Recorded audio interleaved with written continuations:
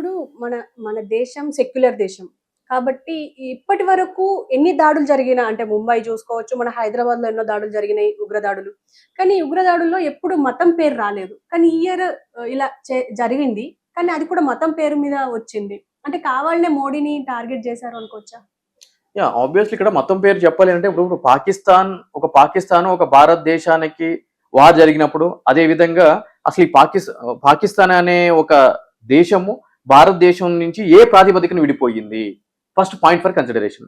మత ప్రాతిపదికనే కదా విడిపోయింది, రైట్? మనది సెక్యులర్ దేశము, వాళ్ళు పూర్తిగా ఇస్లామిక్ దేశం కింద ప్రకటించుకున్నారు. సో ఆ యొక్క మత పిచ్చితోటే వాళ్ళు ఇటువంటి తీవ్రవాద కార్యక్రమాలకి అక్కడి ప్రభుత్వము ఈ లష్కర్ తోయిబా కానీ అటువంటి ముష్కరులకు కానీ సపోర్ట్ చేస్తుంది. సో ఇక్కడ కూడా ఈ యొక్క దాడి జరిగినప్పుడు 26 మంది మీద వాళ్ళు ఫస్ట్ రాగానే చెప్పింది ఏంటి అంటే కనుక వాళ్ళు ఏ మతానికి సంబంధించిన వాళ్ళు, అదేవిధంగా ఇస్లామిక్ సంబంధించిన పఠనం చేస్తున్నారా లేదా అని చెప్పి ఫస్ట్ అవన్నీ చదివిపించిన తర్వాత అది కాకపోతే అప్పుడు షూట్అవుట్ చేయడం జరిగింది. దీంట్లో ఇంకొక నోటబుల్ ఇష్యూ ఏంటి అంటే కనుక చనిపోయిన వ్యక్తుల్లో ఒక ముస్లిం పర్సన్ కూడా ఉండటం జరిగింది.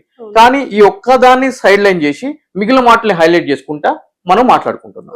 అంటే ఇక్కడ మనం చూసుకోవాల్సిన అంశం ఏంటి అని అంటే గనక వాళ్ళకి మతంలో కూడా వాళ్ళ యొక్క భావాజాలానికి అనుగుణంగా లేని ఎవరైనా కూడా వాళ్ళకి టార్గెట్ గానే ఉన్నారు అని చెప్పి మనం పరిగణించాల్సిన అవసరం ఉంది.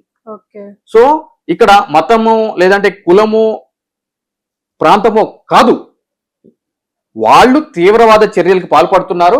భారతదేశము, భారత భూభాగము అనేదే వాళ్ళ కన్సిడరేషన్. భారతదేశాన్ని ఏ విధంగా అయినా సరే వాళ్ళు నామరూపాలు లేకుండా చెయ్యాలి అనేదే వాళ్ళ intention right from the beginning నుంచి కూడా. ఈవెన్ మన మీడియా కూడా ఇప్పుడు ముస్లిమ్స్ చాలా మంది అక్కడ హెల్ప్ చేశారు. ఈవెన్ నెల్లూరు, విశాఖపట్నం వాళ్ళు కూడా చెప్తున్నారు, మాకు అక్కడ ముస్లిమ్సే హెల్ప్ చేశారు, ఆశ్రయం ఇచ్చారు, మా ప్రాణాలు కాపాడింది కూడా ముస్లిమ్సే, వాళ్ళ ప్రాణాలు కోల్పోయింది కూడా ముస్లిమ్సే అని చెప్పేసి కూడా అంటున్నారు. కానీ ఇక్కడ మన మీడియా మాత్రం అసలు వాళ్ళని ఎందుకు కన్సిడర్ చేయట్లేదు అంటారు? ఎందుకు కన్సిడర్ చేయట్లేదు అని అంటే కనుక ఇక్కడ మీడియాకి కావాల్సింది టీఆర్పీ రేటింగ్. ఈ రోజు ముస్లిమ్స్ మనం చూసాము, ఎన్నో పేపర్స్ లో కూడా చూసాము, బుల్లెట్ గాయాలు తగిలిన వ్యక్తిని ఒక ముస్లిం అంటే హార్స్ నడిపే వ్యక్తి ఎవరైతే ఉన్నారో అతను వెనక భుజాల మీద ఎత్తుకుని అక్కడ కాల్పులు జరుగుతున్నా కూడా పరిగెట్టుకుంటా కిందకి తీసుకుని వచ్చి ఆ ట్రీట్మెంట్ చేయడానికి ప్రధాన పాత్ర పోషించాడు. సో అటువంటి ఇన్సిడెంట్స్ ఉన్నాయి. అదేవిధంగా కొంతమంది ఫోటోగ్రాఫర్లు చెట్టు ఎక్కి మొత్తం అంతా కూడా అక్కడ జరిగిన ఇన్సిడెంట్ అన్నిటిని ఫోటోలు తీసి వీడియో తీశారు. సో అది ఇప్పుడు ఎన్ఐఏ దర్యాప్తు సంస్థకి చాలా కీలకంగా మారింది. సో అక్కడ సపోర్ట్ చేసింది కూడా. ఇక్కడ ఇన్ఫాక్ట్ మనం మాట్లాడుకోవాల్సింది ఏంటి అని అంటే కనుక ఏదైతే కనుక పహల్గాం గ్రామం అని చెప్పని అంటున్నాము, ప్రాంతం అని చెప్పని అంటున్నాము, అక్కడ మెజారిటీ ఆఫ్ ది పీపుల్ అంతా కూడా ముస్లింసే. అంటే గుర్రం నడిపేటోళ్ళు కానీ, చాయ్ డబ్బా పెట్టేటోళ్ళు కానీ, పానీపూరి చేసేటోళ్ళు కానీ, ఫోటోలు తీసేటోళ్ళు కానీ, అంటే పర్యాటకులకి కావాల్సిన అవసరాలు తీర్చే ప్రతి ఒక్కళ్ళు కూడా ముస్లింసే. నిజంగా ఒక మతమే అక్కడ ప్రధానమైన అంశం అని అనుకుంటే గనక వాళ్ళందరూ కూడా ఎవరైతే ముష్కరులు ఉన్నారో వాళ్ళతోటి కలిసి వీళ్ళందరినీ కూడా చంపేసేటువంటి పరిస్థితి ఉండేదిగా. కానీ ఆ పరిస్థితి ఇక్కడ లేదు కదా. సో అంటే కంప్లీట్ ఒక మతాన్ని మనం టార్గెట్ చేసి వీళ్ళ వలన ఇదంతా జరుగుతుంది అని అంటే గనక అది మూర్ఖత్వం అవుతుంది. ఎగ్జాక్ట్లీ. అంటే ఇప్పుడు ఏమైతుంది అంటే అంటే ఇన్సిడెంట్ జరగగానే ఈ దాడి ఉగ్రదాడి అని డిసైడ్ చేసేసినాం, ఓకే.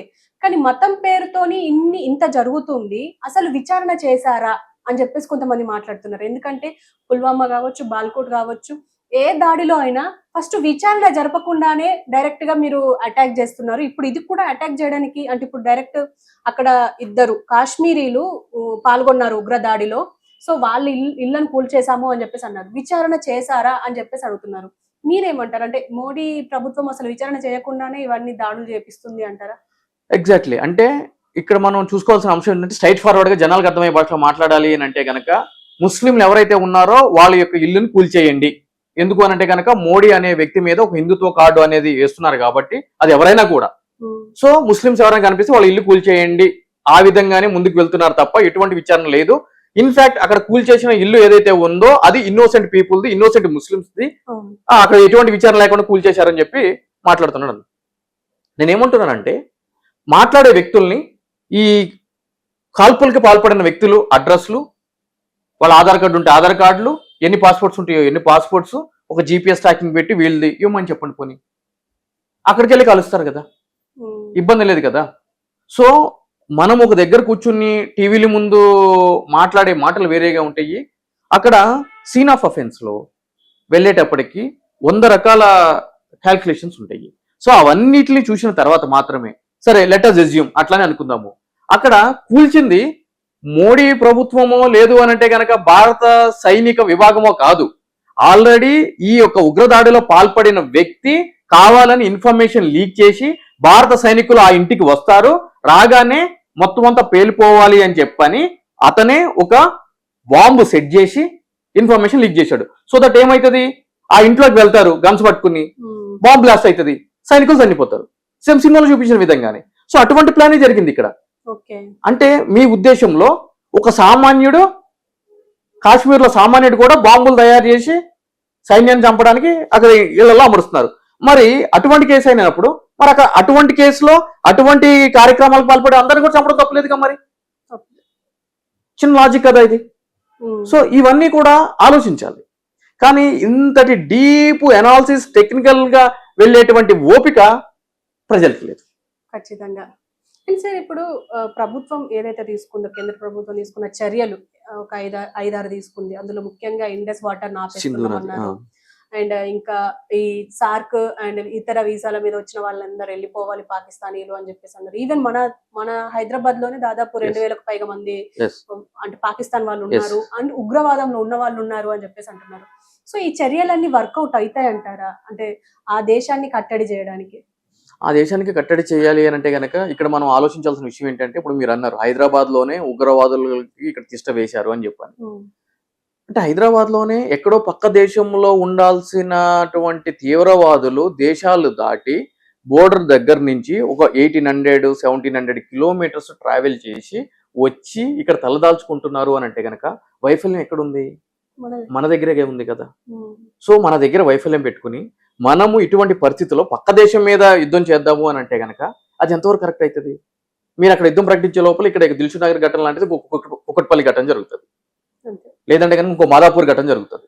ఎందుకంటే కనుక ఆల్రెడీ ఆ స్లీపర్ సెల్స్ ఇక్కడ ఉన్నాయి కాబట్టి, వాళ్ళ యొక్క కార్యకలాపాలు నిరంతరాయంగా జరుగుతున్నాయి కాబట్టి. నిన్న కాక మొన్న మన పేపర్లో చూసాము, రోహింగ్యాలకి ఆధార్ కార్డులు, అదేవిధంగా బర్త్ సర్టిఫికేట్స్లు, పాస్పోర్ట్లు ఎవరో కాదు మన పీపులే వాళ్ళకి సపోర్ట్ చేసి డబ్బుల కోసం చేస్తున్నారు.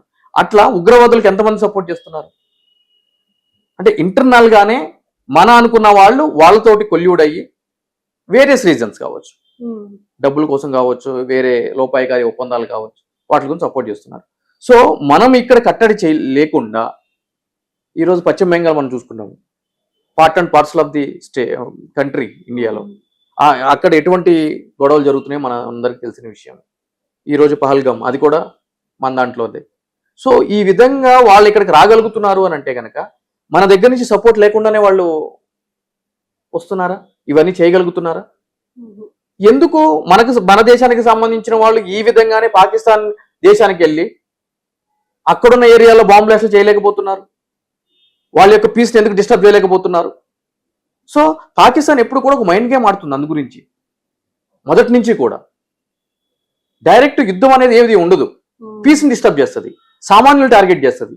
అందు గురించే ముంబైలో జరిగిన అటాక్ కావచ్చు, దిల్సుఖ్నగర్లో జరిగిన అటాక్ కావచ్చు, అదేవిధంగా దేశంలో బాల్కోట్ కానీ, పుల్వామా కానీ, ఇవన్నీ కూడా అంటే ఇప్పుడు వరకు ఎన్ని దాడులు జరిగినాయో అన్ని దాడులు కూడా ఎక్కడ జరుగుతున్నాయి? లోపల జరుగుతున్నాయి, భారతదేశం లోపల జరుగుతున్నాయి, బయట కాదు. సో కాబట్టి ఫస్ట్ మన దేశంలో ఉన్న ఇటువంటి కార్యకలాపాలు చేస్తున్న ఏవైతే గనక సంఘాలు ఉన్నాయో, వ్యక్తులు ఉన్నారో, అసోసియేషన్స్ ఉన్నాయో, వీటిలన్నిటిని కూడా కట్టడి చేసి ఐబీని పటిష్టవంతం చేసి వాటిని కట్టడి చేసినప్పుడు మాత్రమే ఇవన్నీ సాధ్యపడతాయి. ఇవన్నీ చేసుకుంటే మన ఇల్లు చక్క పెట్టుకున్న తర్వాత పక్కింటికి పోమని చెప్పని అంటారు. మన ఇల్లు చక్కగా లేదు కదా, అప్పుడు పక్కడి మీద యుద్ధం ఏం చేస్తాం? అంటే ముఖ్యంగా ఇందులో ఒక డౌట్ ఏంటంటే, ఇప్పుడు మన సెక్యులర్ దేశం కాబట్టి మనం అందరినీ ఆదరిస్తాం. ఇప్పుడు ముస్లిం వ్యక్తి అతను నమాజ్ చేసుకుంటున్న అంటే ఒక సంఘంగా ఏర్పరిచి, మదర్సా లాంటి ఏర్పరిచి అందులో అతను ప్రవచనాలు చేస్తున్నాడా, లేకపోతే ఐఎస్ఐకి సంబంధించి వాళ్ళ పాకిస్తాన్కి సంబంధించి ఏమైనా ప్రబోధాలు చేస్తున్నాడా మనకు తెలియదు. ఎలా గుర్తిస్తారు సార్? ఒక ఆరికాకి తెలియదు, ఒక సుంకనారికి తెలియదు, కానీ ఐబీకి తెలుస్తుంది, ఇంటెలిజెన్స్ వాళ్ళకి తెలుస్తుంది. వాళ్ళ పని అదే కదా. వాళ్ళు ఎవరైతే కనుక నమాజ్ చేస్తున్నారో నమాజ్ లో చేసే ఒక వ్యక్తి భారత ప్రభుత్వానికి సంబంధించిన అధికారి అయి ఉంటాడు. మరి జనాల్లో కలిసిపోతూ ఉంటారు. సో వాళ్ళ యాక్టివిటీస్ ఏముంటాయో తెలుస్తూ ఉంటాయి. ఏ విధంగా జరుగుతుంది ఇక్కడ జనవరి 26 కానీ ఆగస్ట్ 15 కానీ వచ్చినప్పుడు ఈ ఎయిర్పోర్ట్స్ లాంటి అదేవిధంగా మెట్రో మాల్స్ కానీ బస్ స్టేషన్స్ కానీ బ్లాస్ట్లు జరిగే అవకాశాలు ఉన్నాయి. ఇంటెలిజెన్స్ నుంచి నిఘా వర్గాలు, ఇంటెలిజెన్స్ అంటే నిఘా వర్గాల నుంచి హెచ్చరిక. మరి ఎట్లా తెలుస్తుంది అంటే వీళ్ళు ఫోన్ చేసి చెప్తున్నారా మీరు చూసుకోండి నేను పెడుతున్నా అని చెప్పని? కాదు కదా, ఇంటెలిజెన్స్ అంటేనే అది. మరి ఆ ఇంటెలిజెన్స్ పటిష్టంగా ఉండాలి. అంటే ఇప్పుడు పటిష్టంగా లేదని అంటారు. ఎందుకంటే ఇప్పుడు 3 days ఇప్పుడు బేసరన్ వ్యాలీలో ఎప్పుడైతే దాడి జరిగిందో ఆ దాడికి ముందు ఒక 3 days బిఫోరే తెలిసింది అని అంటున్నారు. మరి తెలిసినా కూడా మరి అక్కడ ప్రభుత్వం గానీ అక్కడి సైన్యం గానీ నెగ్లెక్ట్ చేసింది అనుకోవచ్చు అంటారా? ఇప్పుడు ఈవెన్ ఇక్కడ కూడా మనకు ఇక్కడ బాంబ్ బ్లాస్ట్ జరుగుతుంది, లేకపోతే ఇక్కడ ఇది థ్రెట్ ఉంది అని చెప్పేసి మనకు ఎక్కడ తెలియదు. అంటే ఎవరిది తప్పు అయి ఉంటది అంటారు ఈ రెండు విషయాలలో? Negligence on part of the officers అని చెప్పని క్లియర్ గా కేంద్ర ప్రభుత్వమే ఒప్పుకుంది. నిఘా వర్గాలు ఫెయిల్ అయిపోయినాయి, వాళ్ళ తప్పిదం ఉంది, లోకల్ పోలీస్ తప్పిదం ఉంది, కోఆర్డినేషన్ తప్పిదం ఉంది, కేంద్ర బలగాలకి రాష్ట్ర ప్రభుత్వానికి మధ్య కోఆర్డినేషన్ లేదు, క్లియర్ తప్పు జరిగింది అని చెప్తుంది కదా.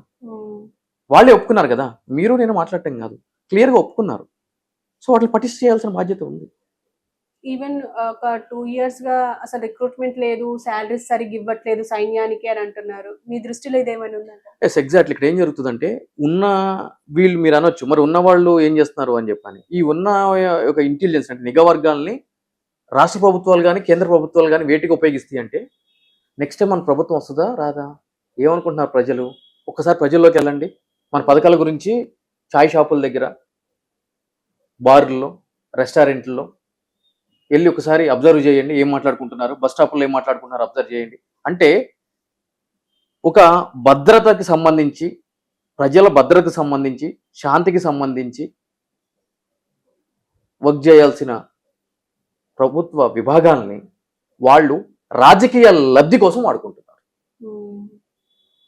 అంటే ఇప్పుడు మిస్యూజ్ చేస్తున్నారు అంటారు? అబ్సల్యూట్లీ మిస్యూజ్ చేస్తున్నారు.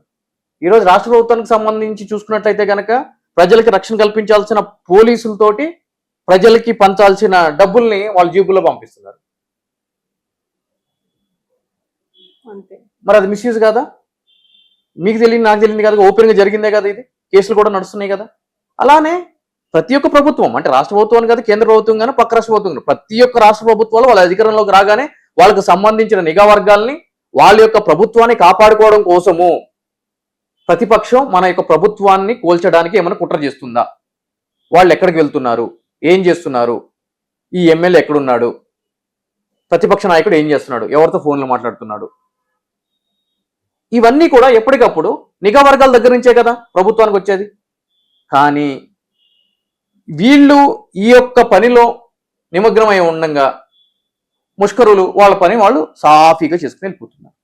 అంటే ఇందులో మీరు రాజకీయాల్లో ఉంటారు కాబట్టి దాని గురించి కూడా అడుగుతున్నాను. ఎందుకంటే ఇప్పుడు ఎలక్షన్స్ రాబోతున్నాయి, అందువల్లనే ఈ మతపరంగా దాడి జరిగింది అని చెప్పేసి కొంతమంది మాట్లాడుతున్నారు. దీని గురించి మీరే ఎప్పుడు ఎలక్షన్స్ చెప్పండి? బీహార్ ఎన్నికలు ఉన్నాయి అని చెప్పేసి అంటున్నారు. బీహార్ ఎన్నికలను భారతదేశం మీద దాడికి అంత ఇంపాక్ట్ ఏముంటది? మీరు అన్నట్టు భారతదేశం మొత్తానికి కూడా మన జరిగిన విధంగా అంటే ప్రతి ఎలక్షన్ కి ముందు మోడీ ఇలాంటిది ఏదో ఒకటి చేపిస్తారు, దాన్ని వాడుకొని గెలుస్తారు. ఇప్పుడు ప్రతి రాష్ట్రంలో బీహార్ లో బీజేపీకి అసలు బలం లేదు. నితీష్ కుమార్ యొక్క సపోర్ట్ తోటి ఈ రోజు ఎన్డీఏ గవర్నమెంట్ అనేది కేంద్రంలో ప్రభుత్వాన్ని ఏర్పాటు చేసింది. లెటర్స్ అజ్యూమ్ రేపు మళ్ళీ గెలవదు, ఆయనంత మాత్రాన మోడీ గవర్నమెంట్ కూలిపోతుందా అంటే అనుకుందాం. ఒకవేళ బీహార్ లో గెలవలేదండి, కూలిపోతుందా? నిజంగా గెలవలేనటువంటి పరిస్థితి ఉంది, ఇది ఎట్లయినా సరే ప్రెస్టీజియస్ ఇష్యూ, ఇక్కడ గెలవకపోతే అక్కడ మోడీ ఉండోడు కూర్చోడు ఆ చైర్ లో అని చెప్పి అనుకుంటే ఓకే అనుకోవచ్చు, కరెక్టే అటువంటి పరిస్థితి ఉంది కాబట్టి ఒక సెంటిమెంట్ని లేపాలి అని చెప్పని. అటువంటి పరిస్థితి లేదు కదా. ఇది ఈరోజు తెలంగాణలో రాలేదు కదా బీజేపీ, కర్ణాటకలో రాలే కదా బీజేపీ, ఇవేం చెన్నై కాదు కదా. మరి అటువంటి పరిస్థితి ఉన్నప్పుడు కదా చెయ్యాలి, ఇంపార్టెంట్ ఉన్నప్పుడు. సో ఇటువంటి ఏదైనా సరే జనరల్ ఎలక్షన్స్ ముందు జరిగినాయి అని అంటే కనుక అబ్సల్యూట్లీ మనం ఆలోచించాలి. ఈరోజు అయోధ్య రామ మందిరానికి సంబంధించి టెంపుల్ కట్టారు, ఎలక్షన్స్ ముందు జరిగింది అది. సో ఆ సెంటిమెంట్ని లేపి ఓటు బ్యాంక్ రాజకీయం చేద్దామని చెప్పి విపక్షాలన్నీ అన్నయ్యి. ఓకే అంటే ఆలోచిస్తే కనుక అయ్యుండొచ్చు, మనం కూడా ఒక నమ్మగలం కరెక్టే అయ్యుండొచ్చు అని చెప్పని. నిన్న కాక మొన్న జరిగిన ఎలక్షన్స్ జరిగి ఆల్మోస్ట్ ఇంకా 1 year కూడా అవ్వట్లేదు. ఇప్పుడు జరిగితే అప్పుడు గుర్తెట్టుకుంటారా? పోనీ ఈ ప్రజలు గుర్తెట్టుకుంటారా?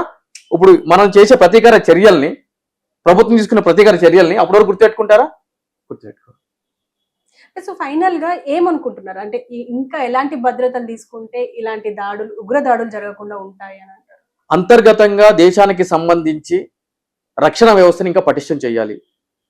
నిఘా వ్యవస్థని చాలా కఠినంగా ఇంకా పెంచాలి. సో ఎప్పుడైతే గనక బయట దేశము మన దేశంలోకి ఇప్పుడు వాళ్ళ బోర్డర్లో ఉండి ఏదో జెట్స్ పంపించి మన దగ్గర మెరుపుదాడి చేయలేదు. మన దేశ ప్రాంతంలోకి చొరబడి మన ప్రజలు చంపారు. దానికి కారణాలు ఎక్కడున్నాయి? ఈరోజు మీరు పశ్చిమ బెంగాల్ నుంచి తీసుకున్నట్లయితే కనుక, లైక్ వెస్ట్ బెంగాల్ తీసుకుంటే కనుక, బంగ్లాదేశ్ నుంచి బంగ్లాదేశ్ పౌరులు బెంగాల్కి వచ్చి, బెంగాల్ నుంచి ఢిల్లీకి, ఎస్పెషల్ హైదరాబాద్కి ఇక్కడికి వచ్చి ఇక్కడ ఆధార్ కార్డులు అవన్నీ తీసుకుని ఎంతో మంది యువతులనేమో ప్రాస్టిట్యూషన్స్కి వాడుతున్నారు.